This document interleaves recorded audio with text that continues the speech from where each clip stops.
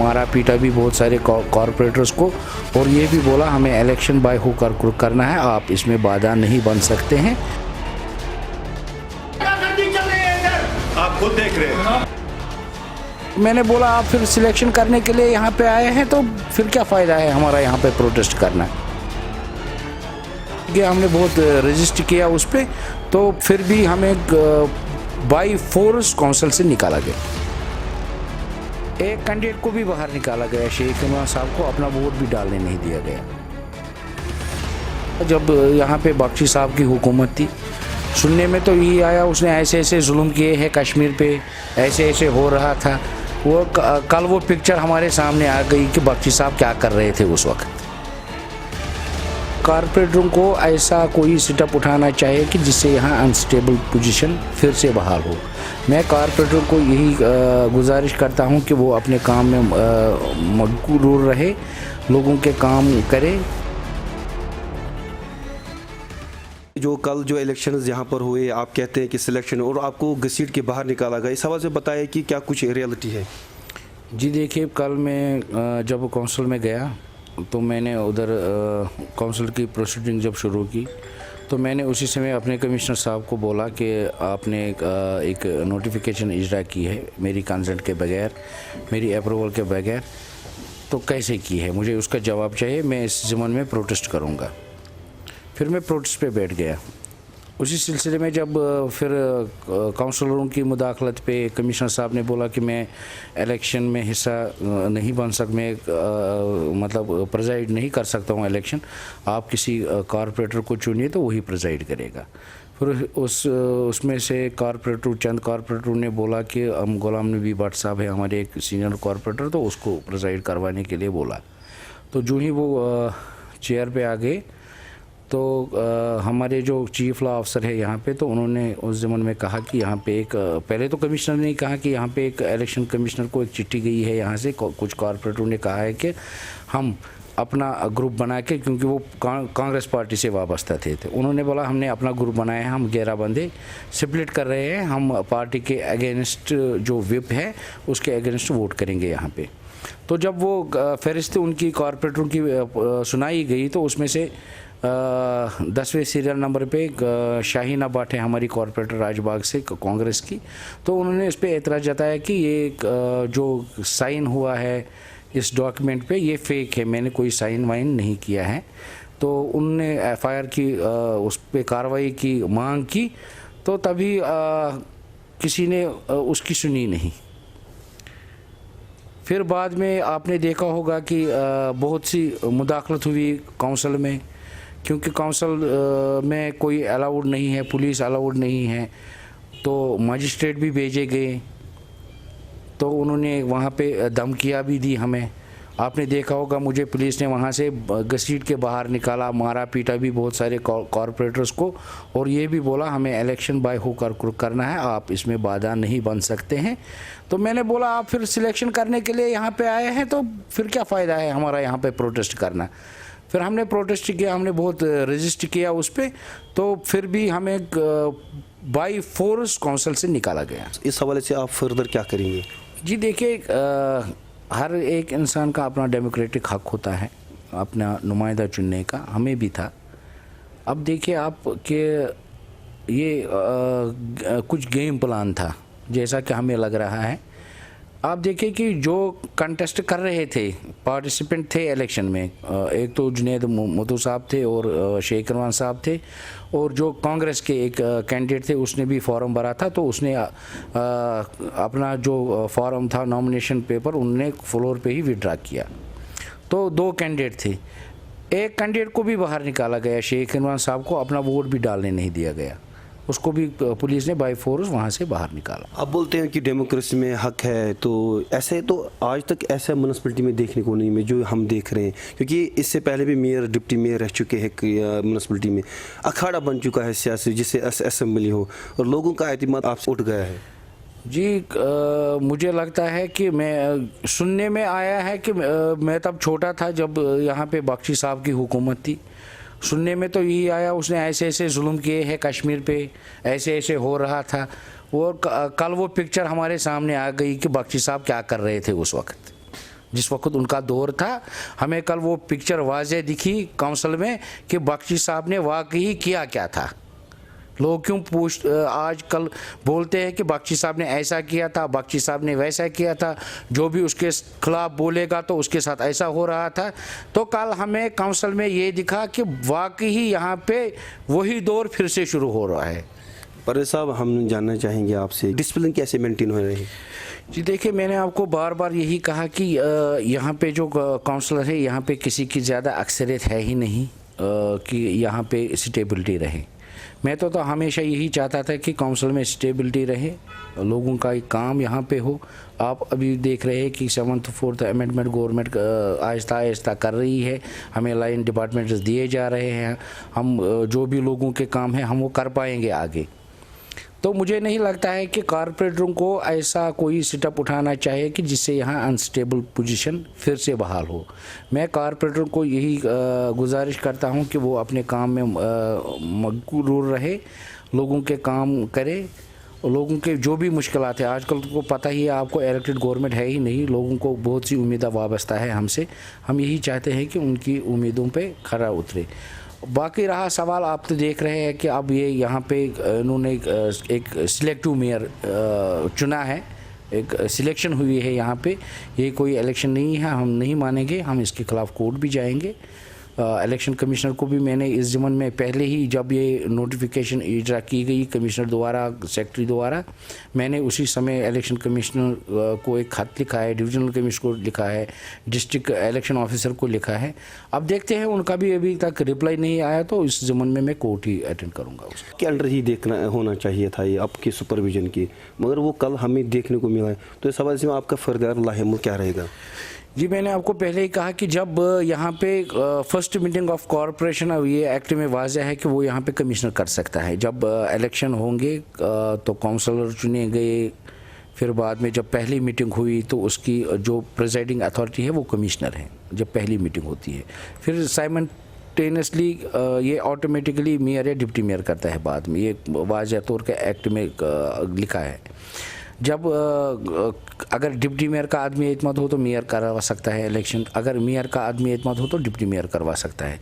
मगर आज आप देखिए कि जो ये परसों इलेक्शन नोटिफिकेशन निकली, उसमें मैं तो एक्टिंग मेयर था और डिप्टी मेयर भी था।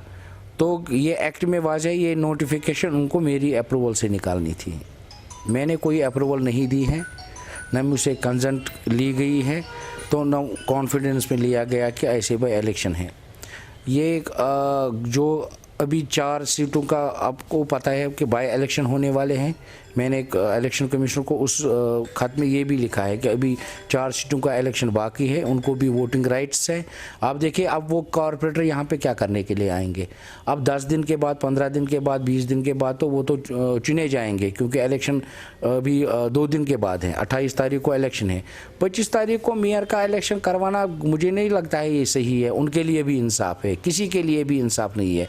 शायद उनमें से कोई कॉरपोरेटर आता तो मेयर का फॉर्म भरता या किसी के साथ अंडरस्टैंडिंग होती तो वो अच्छे से जीत जाता। ये एक डेमोक्रेसी पे एक कत्ल हुआ है कल। जो मेयर चुना गया यहाँ पे सिलेक्टेड, ये पॉलिसी ही समझ नहीं आ रही है किस वजह से हुई। आपने देखा होगा, मेरे पास प्रूफ है, आपके पास भी प्रूफ होगा, क्योंकि आप ही लोग कवरेज कर रहे थे बाहर जब मुझे पुलिस ने घसीट के बाहर निकाला और ये भी कहा कि आपको वोट नहीं करना है, हम यहाँ पे इलेक्शन करेंगे, आप जाइए यहाँ से। यहाँ पर रसाकशी आए रोज़ रहती है। डिप्टी मेयर के खिलाफ अदम एतमाद की तहरीक, फिर मेयर के खिलाफ अदम एतमाद की तहरीक, और ये डिले क्यों हुआ आज तक मेयर का? फिर यही जुनैद मुत्तू और आ गए इसी सिलेक्शन के, आधे लोग कोर्ट में गए, फिर डेफर हुआ इलेक्शन। तो ये क्या वजह है, इसका रीज़न क्या है? देखिए, जब पहले बार मेयर का आदमी एतमाद हुआ, पहले तो यहाँ पे डिप्टी मेयर का आदमी एतमाद हुआ। जब हुआ ये सिलसिला शुरू हुआ आदमी एतमाद का, पहले यहाँ पे डिप्टी मेयर का आदमी एतमाद किया गया। वो तब जेल में थे, तो फिर हमने हिस्सा लिया, पार्टिसिपेट किया इलेक्शन में, तो मैं डिप्टी मेयर बना। फिर कुछ कॉरपोरेटरों की मतलब नाराज़गी थी मेयर के साथ वो काम नहीं कर पा रहे थे यहाँ पे। आपने देखा होगा अभी तक भी मेयर ने कोई फाउंडेशन स्टोन नहीं डाली है। जब से वो मेयर बना 2 साल उन्होंने कोई काम नहीं किया है, ये ऑन रिकॉर्ड है। तो कारपोरेटरों की मीटिंगें हुई यहाँ पे, उन्होंने कहा कि हम भाई कोई नया मेयर चुनेंगे जो हमारा काम करेगा, क्योंकि नुमाइंदा जिसको भी चुनेंगे नुमाइंदा काम करना चाहिए, वरना तो आपको पता है अपोजिशन रहती है। तो उस अपोजिशन ग्रुप ने ये फैसला किया उस समय कि हम जो एक्स मेयर हैं, एक्स मेयर थे, अब फिर से मेयर बन गए, तो उनका आदमी एतमाद हुआ उस समय, तो वो सक्सेसफुल रहा। फिर उन्होंने जो लोग उस समय कुर्सी से उतरे, उनकी यही कोशिश थी कि अब हम डिप्टी मेयर को भी पावर्स नहीं देंगे। उनको यही था कि हमने भी 2 साल काम नहीं किया है तो इसको भी काम करने नहीं देंगे। उनका तो यही मंशूर रहा। फिर आपने देखा होगा कि 2 बार मुझ पे अटेम्प्ट हुआ नो कॉन्फिडेंस मोशन के। हालांकि जब पहले हुआ तो वो बराबर 6 महीने के बाद ही हुआ। वो इंतज़ार कर रहे थे उस दिन का कि हम 6 महीने इसका इंतज़ार करेंगे तो इसको उतारेंगे। फिर वो अटेम्प्ट फेल हुआ उस समय, और मैं हैरान हो गया उस दिन से जब दूसरी नोटिफिकेशन निकली कि भाई आपको फ्लोर टेस्ट देना है, आपका नो कॉन्फिडेंस मोशन हुआ। मैंने एक्ट का हवाला देख के अपने कमिश्नर से बात की, तो मुझे नहीं लगता है कि वो सही हुआ उस समय। हालांकि आपको पता है उसमें कोर्ट ने अब स्टे भी किया है, J&K हाई कोर्ट ने वो डबल बेंच में चली गई मेरी अपील। वहाँ पे कोर्ट ने माना कि नहीं ये गलत हुआ है, ये जो लॉ डिपार्टमेंट में ओपिनियन दी है वो गलत हुई है, उसमें से उसको गवर्नमेंट को जवाब देना ही देना है। अभी फ़िलहाल उस पर स्टे हैं, तो अब देखेंगे आगे की कार्रवाई कोर्ट में। पर साहब आप मानते हैं कि ब्यूरोक्रेसी का इंटरफेरेंस है यहाँ पर? बहुत ज़्यादा, मैं कहता हूँ बहुत ज़्यादा इंटरफेरेंस है ब्यूरोक्रेसी का यहाँ पे। देखिए, एक इलेक्टेड कारपोरेटर जो आया है यहाँ पे वो आज़ाद होना चाहिए हर लिहाज से। आपको पता है अगर हम हमारे कॉरपोरेटर किसी भी डिपार्टमेंट में जाते हैं वहाँ पे उनका काम नहीं होता है। ये आपको पता है एक करप्शन में J&K तो नंबर 1 ही रहा अभी तक। मुझे लगता है जितने भी स्टेट्स है, यूटी है हमारे मुल्क की, सबसे ज़्यादा करप्शन J&K में होती है। वो वजह है यहाँ के ब्यूरोक्रेसी। हम अब जानना चाहेंगे डेवलपमेंट के हवाले से। जो 74 अमेंडमेंट जो हुई, जो इम्प्लीमेंट हुई है कश्मीर में, उस हवाले से आपको दिए गई है 364 सड़कें दी गई, स्कूल्स दिए गए आपको। क्या कुछ लगता है कि आप कुछ काम कर पाएंगे और इससे कितनी रिस्पॉन्सिबिलिटी आपके कंधों पर आ गई? ये रिस्पॉन्सिबिलिटी तो बहुत है, आपको पता ही है। मैंने आपको पहले भी कहा कि यहाँ पे एक इलेक्टेड गवर्नमेंट है ही नहीं। अब ये जो कॉरपोरेशन होती है ये छोटी मोटी सरकार ही होती है हमारे शहर के लिए।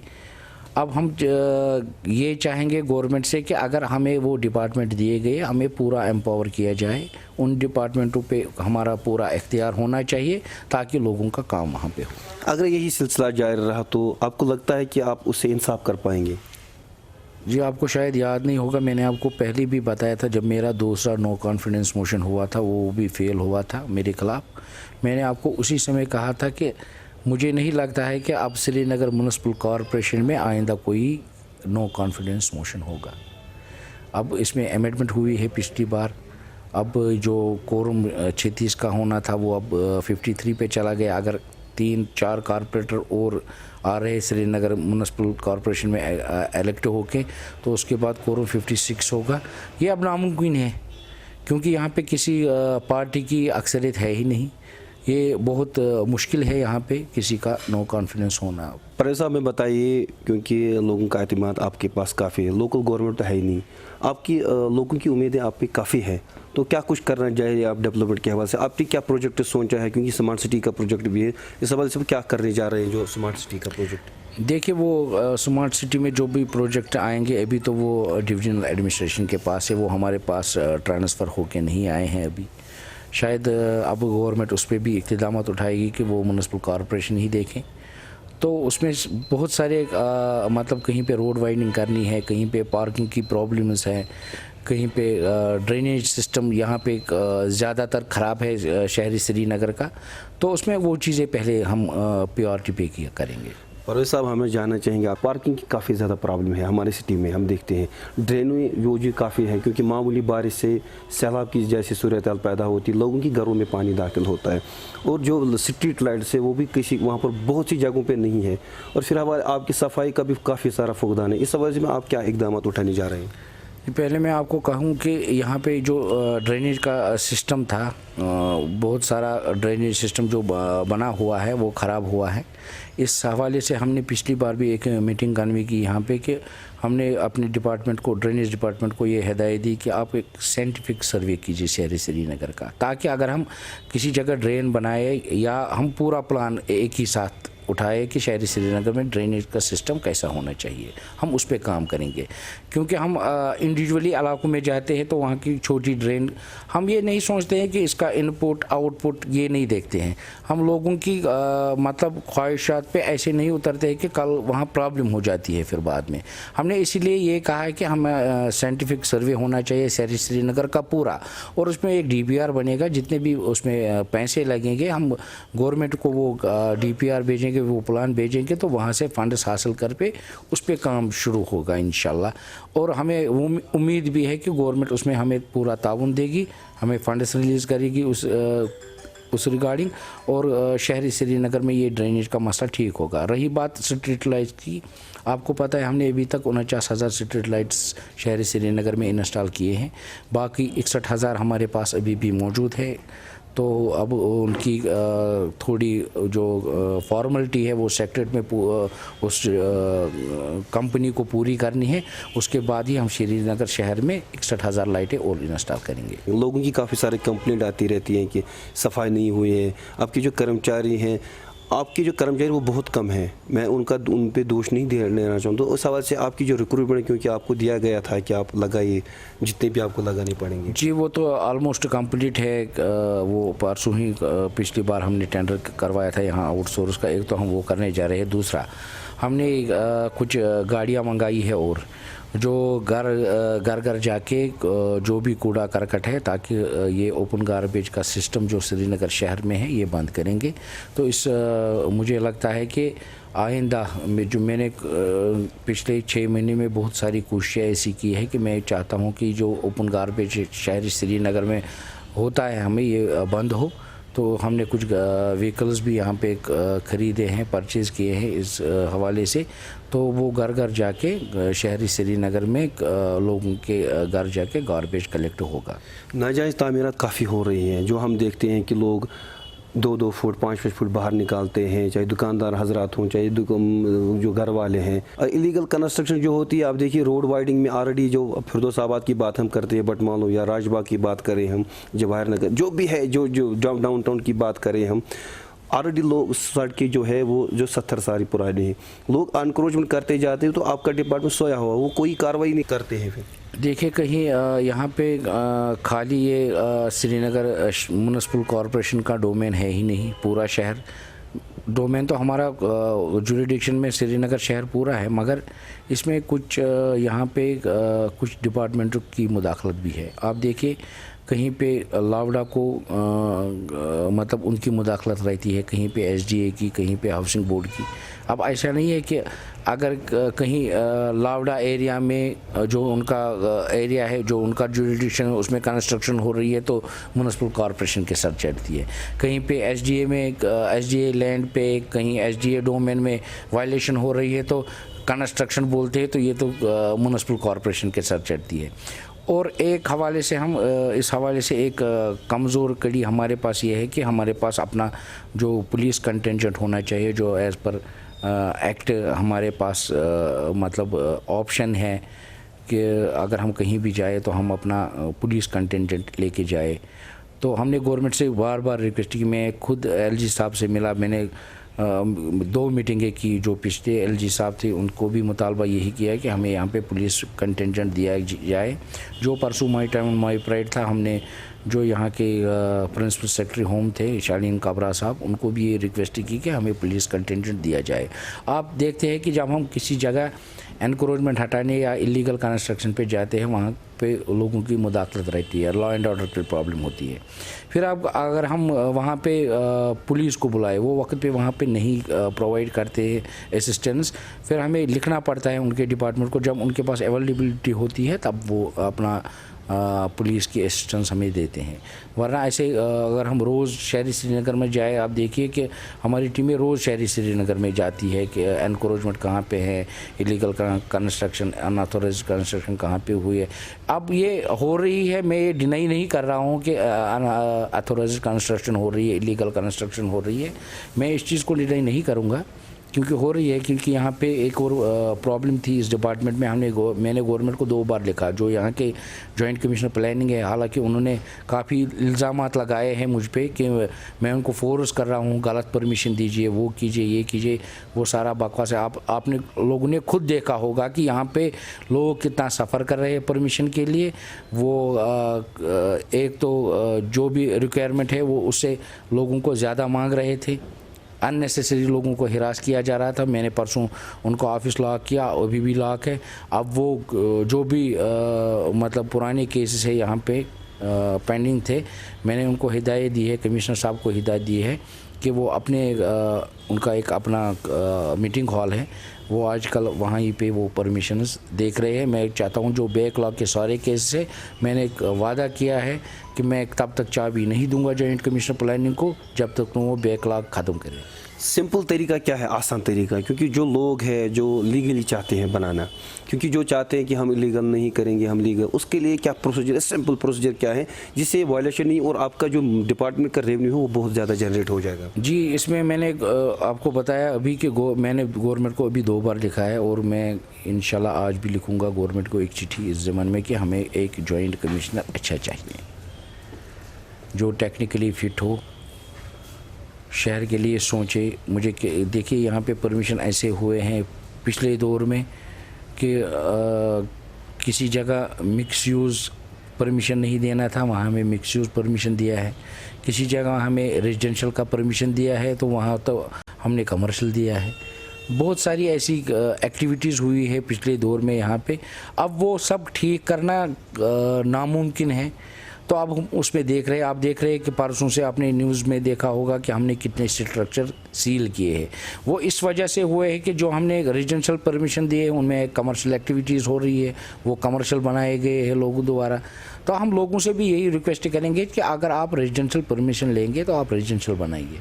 अगर आपको कमर्शियल परमिशन लेना है, अगर वो फीजिबल है हमारे मास्टर प्लान के मुताबिक, तो हम देंगे। अब लोग ऐसे ही अपना जो उनके सोच में आता है कि भाई चलो मेरी ज़मीन वहाँ पे है, मैं वहाँ पे एक कमर्शियल कॉम्प्लेक्स खड़ा करूँ, वो लोगों को भी देखना चाहिए कि मास्टर प्लान के हिसाब से हम वो बना सकते हैं कि नहीं बना सकते। जाते जाते एक लास्ट सवाल है आपसे। जो खुशहाल सर हुआ करता था एक दफ़ा, तो आजकल नामो निशान नहीं है उसका। गिल सर जो है, वहाँ पर लोगों ने काफ़ी सारे इंक्रोचमेंट की ज़मीन, वहाँ पर जो सर था वो, तो वहाँ पर आबी परिंदे आते थे जो हमारे माइग्रेटरी बर्ड्स थे, तो वो कहाँ पर जाए, वो उनके लिए कोई जगह नहीं रखी है। लोगों ने काफ़ी सारा कुछ खाया, लैंड माफिया वालों ने, चाहे गिल सर हो, चाहे खुशहाल सर हो, चाहे आंचर सर, हम देखते हैं। इस हवाले से में आप क्या कुछ करना चाहिए? देखिए, इसके ज़िम्मेदार श्रीनगर म्यूनसिपल कॉरपोरेशन है ही नहीं, मैं आपको वाज़ह कर दूँ। लावड़ा वाले बोलते हैं कि म्यूनसिपलिटी के अंडर, मैंने उनके साथ भी बात उठाई। आप मेरी बात सुनिए। ये जो वाटर बॉडीज़ है शहरी श्रीनगर की, उनकी देखरेख लावड़ा डिपार्टमेंट ही करता है।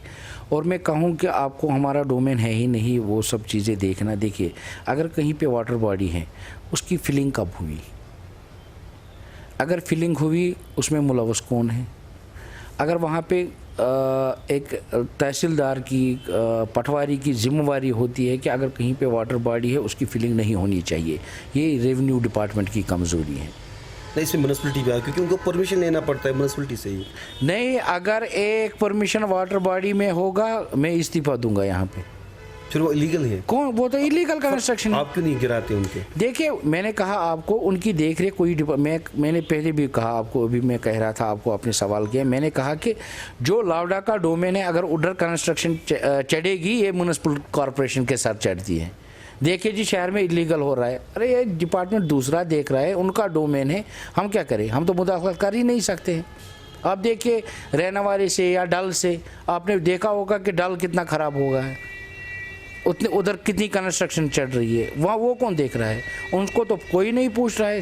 किसी जगह अगर हम बताएं, हम इधर भी बताते हैं भाई ऐसा है, ये हमारा डोमेन नहीं है, हमारा इलाका नहीं है, जिस भी इलाके में जाते हैं हम परसों नवपुरा मैंने एक टीम भेजी थी, मेरे पास कंप्लेंट आई थी, मैंने बोला था कि ये भाई कंस्ट्रक्शन क्यों हो रही है, उन्होंने बोला ये लावडा का डोमेन है, ये लावडा का डिपार्टमेंट देख रहा है, या इस खसरा नंबर जो है शहर में कहीं लावडा के पास है, वो ये लावडा का है, इनका जुरिडिक्शन है। मैं गया तो लावडा वालों ने चिट्ठी लिखी, आप इंटरफेयर नहीं कर सकते, उनके पास कोई परमिशन नहीं है, कोई पूछने नहीं जाता है। हाँ, अब शहरी श्रीनगर में है तो म्युनिसिपल कॉरपोरेशन के ज़रिए होता है। अब यही है कि इसमें एक ही डिपार्टमेंट को नहीं लेना है। आप देखिए अगर वहाँ पे वाटर बॉडीज़ में कहीं पे फिलिंग हो रही है, वो कौन देखेगा, वो तो श्रीनगर म्युनिसिपल कॉरपोरेशन देखेगी ही नहीं। अगर फिलिंग हो रही है तो गाड़ियाँ कैसे जा रही है, वो कैसे कर रही है, FIR कौन क्यों नहीं कर रहा है। देखिए ये रेवेन्यू डिपार्टमेंट और पुलिस देखेगी। अगर वाटर बॉडियाँ कहीं पे लोग फिलिंग कर रहे हैं उसमें, ये तो पुलिस का डोमेन और इसका रेवेन्यू डिपार्टमेंट को देखना है।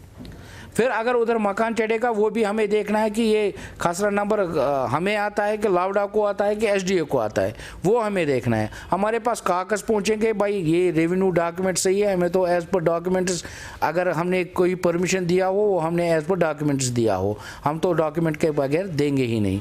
क्योंकि जब हमारे पास कोई भी अप्लाई करने के लिए आता है, हम सभी डिपार्टमेंट्स को अपनी इधर से रिक्वेस्ट भेजे हैं, हमें इसकी NOC दीजिए।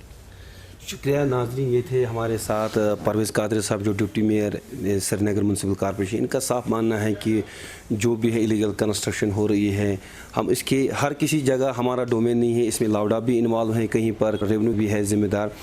तब तक दीजिए अपने मेज़बान आदिल बशीर को इजाज़त कि अगले शुमार में आपके साथ और नए शख्सियत को रूबरू करवाएंगे। अल्लाह हाफिज़।